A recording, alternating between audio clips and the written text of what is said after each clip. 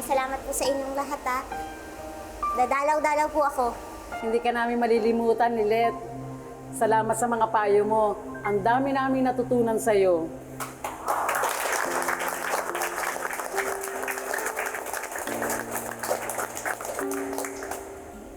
Hindi lang po kayo yung maraming natutunan. Ako rin po. At babaunin ko po lahat ng natutunan ko na yun hanggang sa dulo ng karera ko bilang isang abogado. Maraming salamat po sa inyong lahat.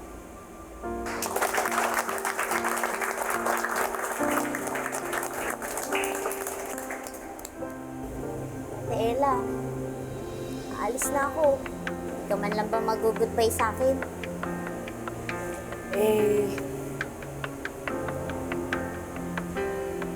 Eto, may ginawa ako para sa'yo.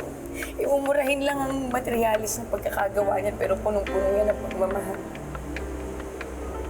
Thank you. Maging masaya ka sa labas, ha, Lilet. Kahit hindi mo na kami maisip dito, okay lang. Masaya ka, masaya kami. Ngayon lang mababawasan na kami ng isa. Aalog-alog na naman kami dito. Grabe naman kayo.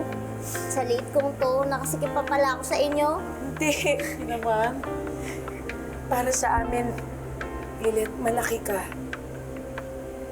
Malaki ang puso mo. Malaki rin yung pag-asang maiiwan mo sa mga pinanghihinaan na ng loob ng mga preso dito. Salamat, Ate Ella. Aaminin ko, nung umpisa, dilim-dilim ng lugar na to para sa akin. Pero ikaw yung naging liwanag ko. Kaya, naging maayos na pong lahat. Tutulungan ko kayo. Pati ba kami, Atty. Lilet? Oo naman po. Promise yan, ha? Kahit gaano katagal, maghihintay kami. Basta ha, papakabait kayong lahat dito.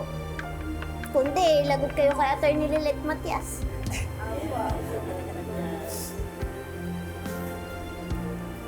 Ella, naniniwala ko na magkakasama rin kayo ng anak mo. Salamat. Sana magkaroon ng hustisya ang nanay mo.